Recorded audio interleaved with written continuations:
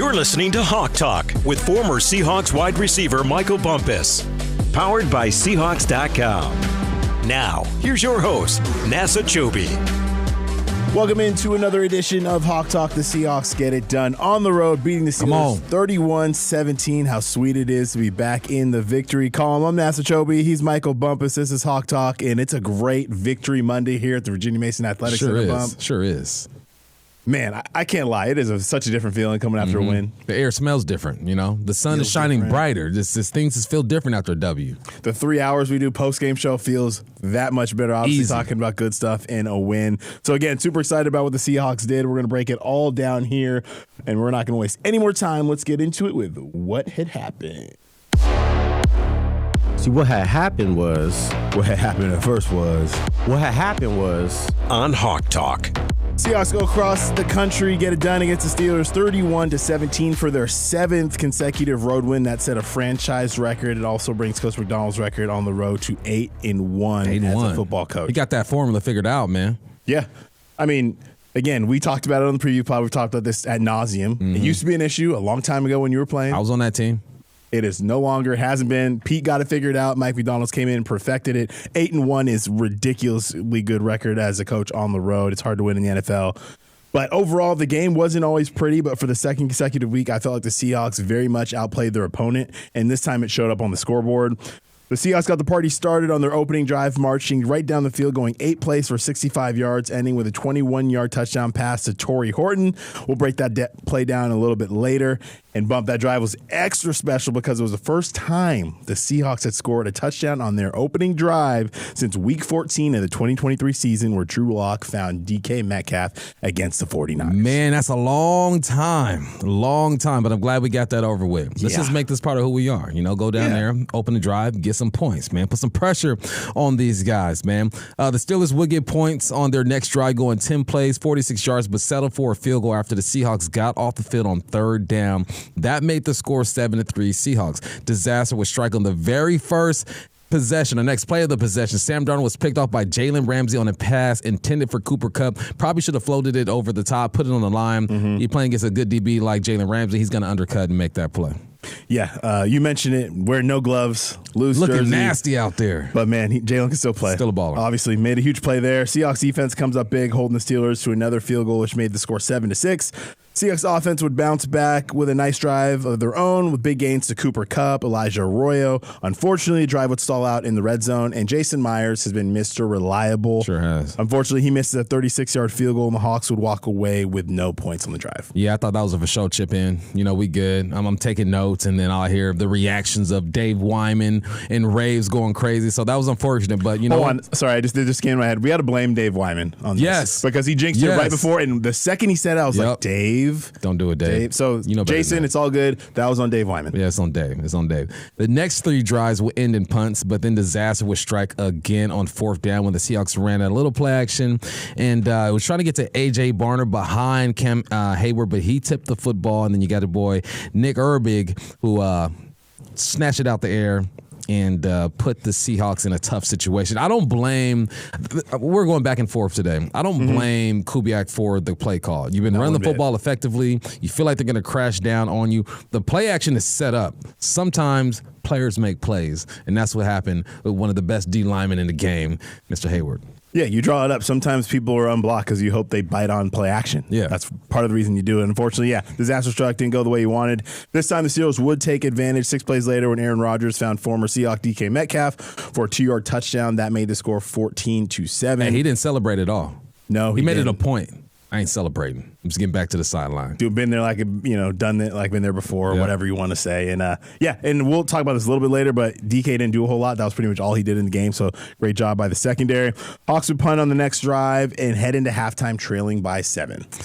Yeah, you felt like you could have easily been up in this game, and that's a good feeling. You correct some things, and you should be all right. In terms of yardage, the Seahawks dominated the first half, but were unable to make the big play and felt similar to San Francisco with missed opportunities.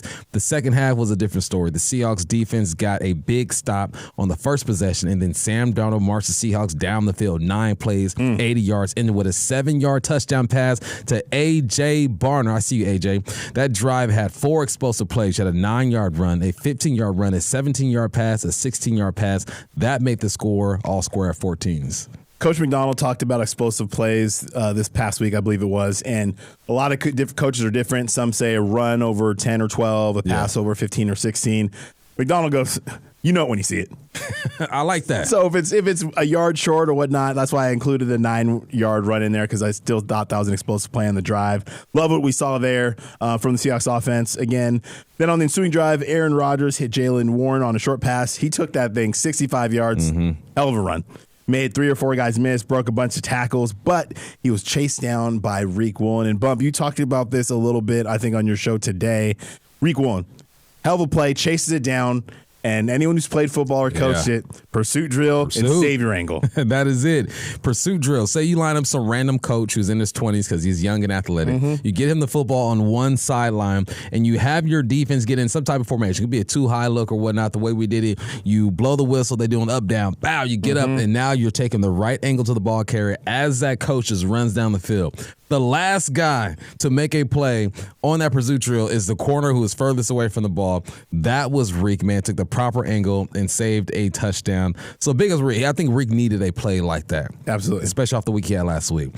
So 2 plays later, Darian Kendrick will pick off Aaron Rodgers in the end zone, keeping the score tied at 14. So if Reek don't make that play, they score a touchdown. You don't get the opportunity to get that interception, and maybe you feel a bit different. After back-to-back punts, the Seahawks would add a field goal to make the score 17-14. On the ensuing kickoff, the Seahawks special teams unit will come up big again, recovering a live ball for a touchdown in the end zone by George Halani. Caleb Johnson forgot the rules, and that was a huge break for the Seahawks. That made the score 24-14. Here are my thoughts. Okay. I think in his mind, he was treating it as a punt. I was explaining this to people listening to the show today. In a punt, you punt the ball hits the ground, it's dead. As soon as you touch it, no change of possession. Now, this is kickoff. And also, maybe he thought that he was in college, to where when the ball goes into the end zone, it is dead. This is the NFL. There's a reason why there are onside kicks and there are pooch kicks, because as soon as that ball hits the ground, it is live. My man just forgot where he was and who he was playing for.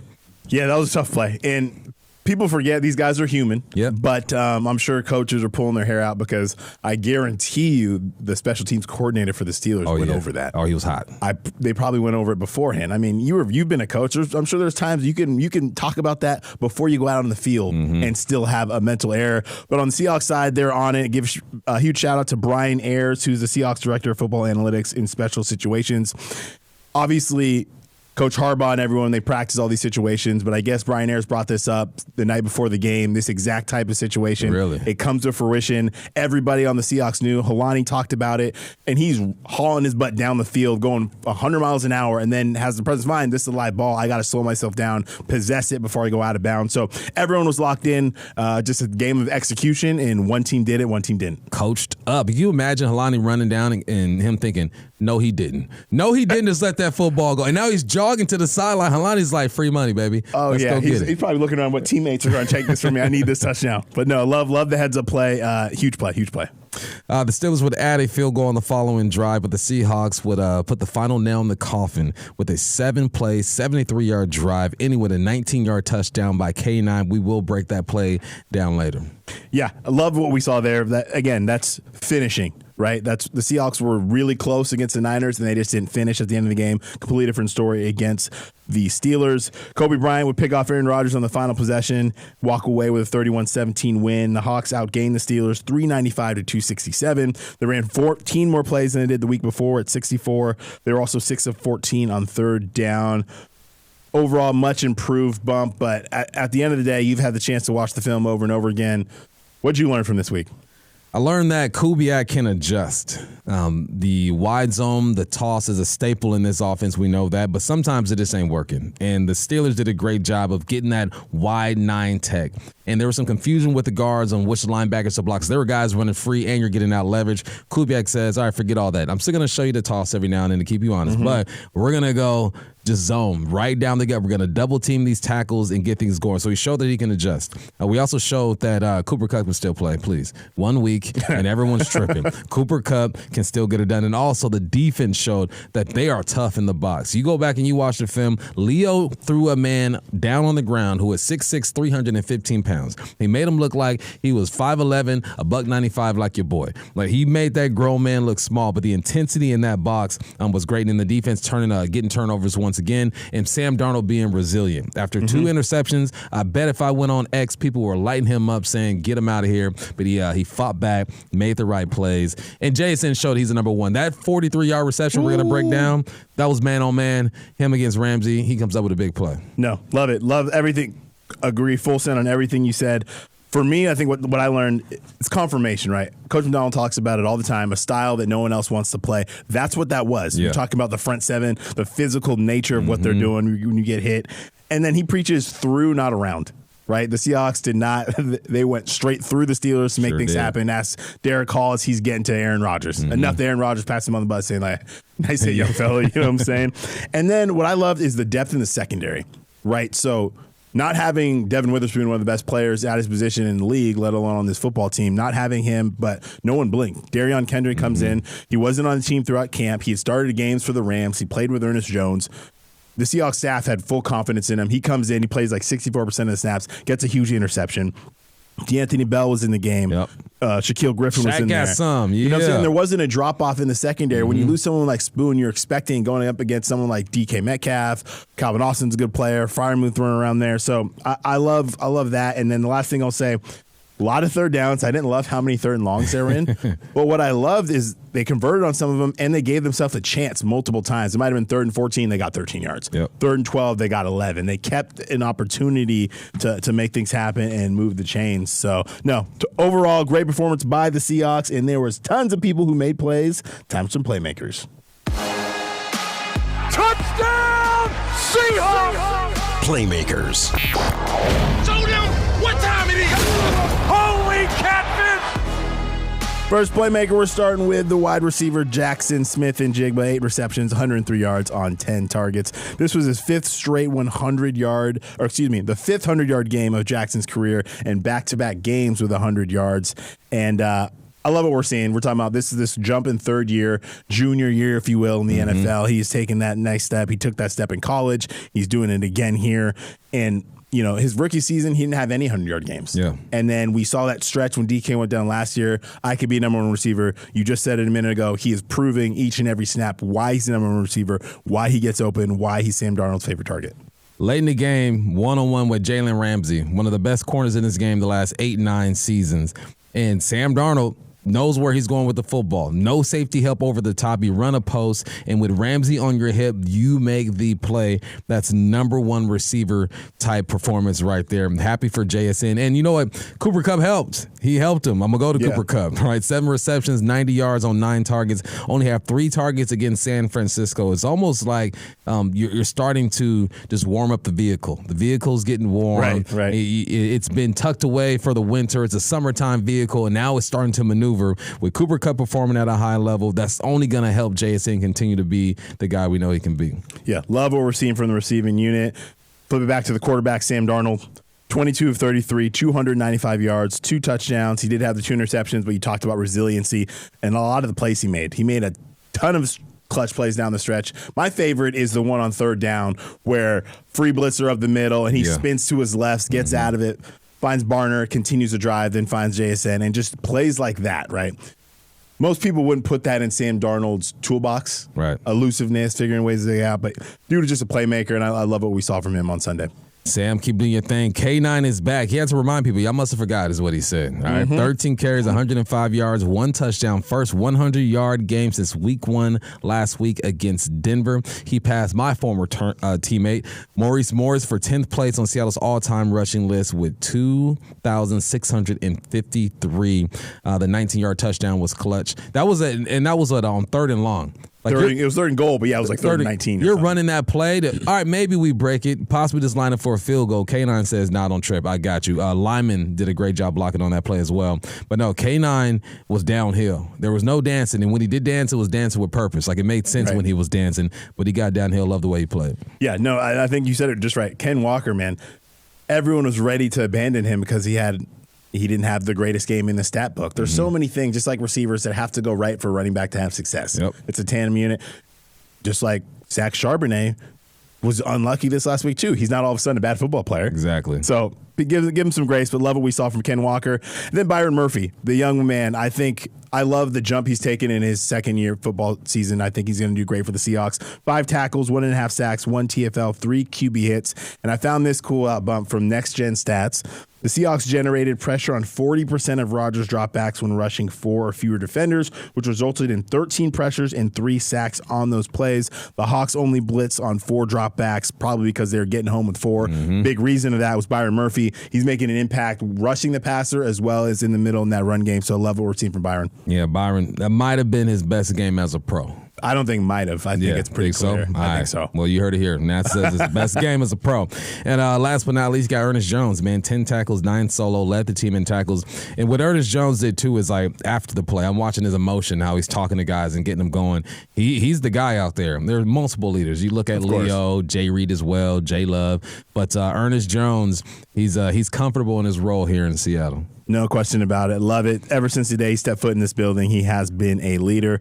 Bump, we'll flip it over to the wide receiver roundup. We said it last week.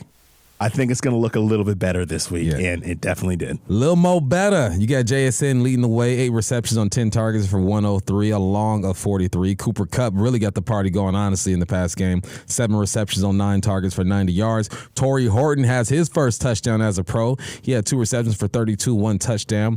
Elijah Arroyo had a big play as well. He had a 24-yard gain. He had 2 receptions for 31.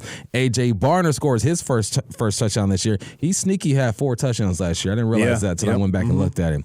He had 1 touchdown, 2 for 26. And Kenneth Walker, hey, you just run the rock, but we accept your contributions to the past game. He had 1 reception for 13 yards. It's balanced. It's more balanced. That was going to happen. We know the week 1 against San Francisco was lopsided for a reason, but that was more balanced. And now for one of our favorite segments right here is Plays of the Game. This first one we're talking about, Torrey Horton, the rookie wide receiver, getting his first career touchdown. Darnold has time, going to throw it to the near side. He's got a man. Touchdown, Seahawks. And it's the rookie, Torrey Horton. Reaches down, makes the catch.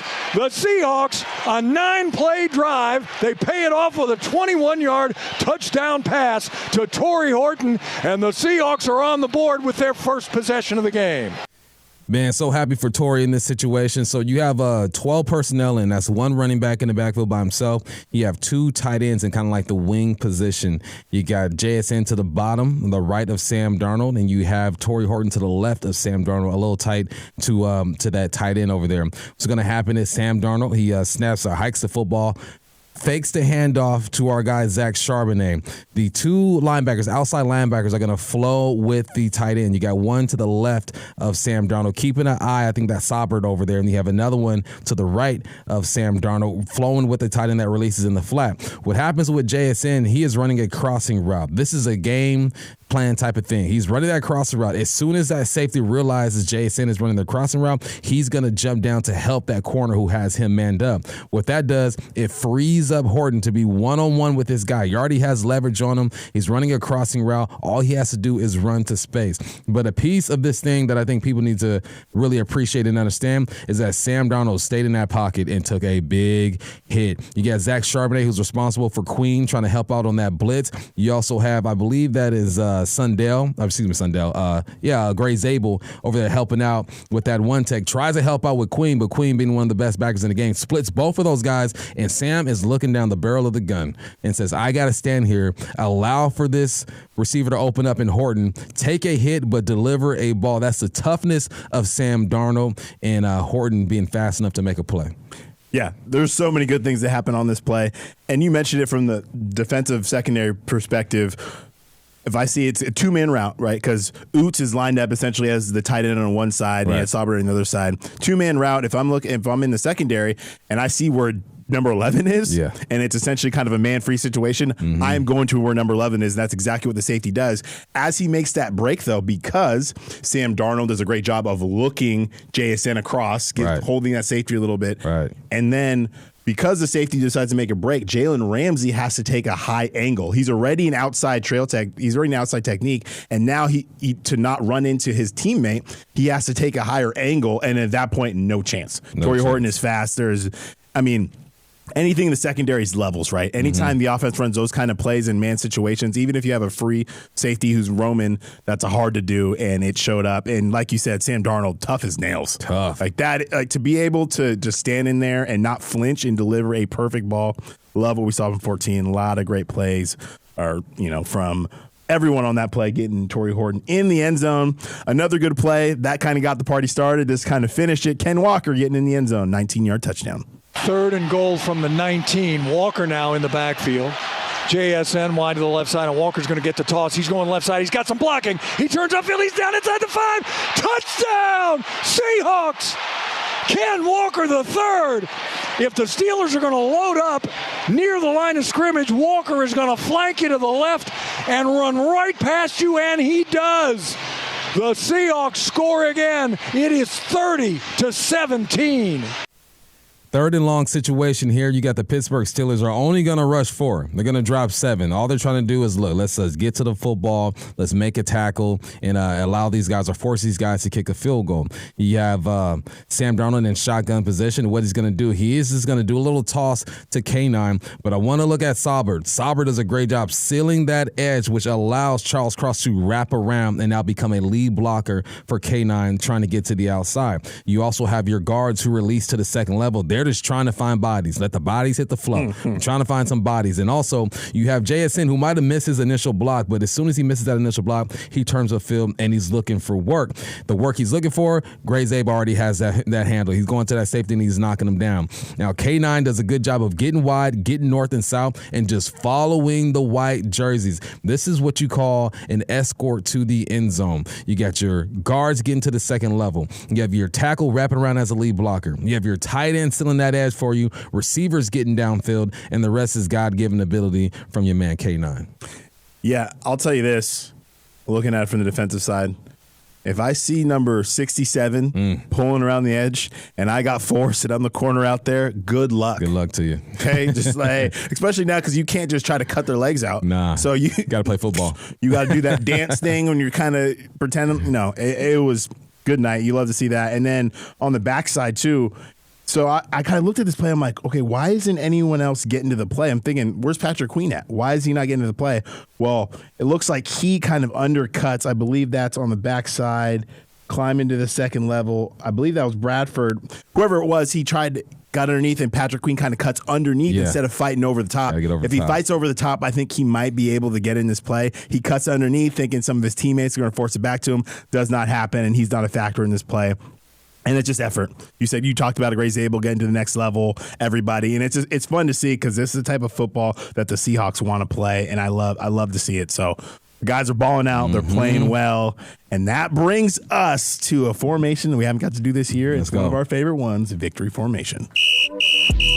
Here comes the Seahawks offense onto the field, and the Vikings defense trudging out there, knowing that one kneel down and the Seahawks are going to wind the clock down and win this one. It's the victory formation on Hawk Talk.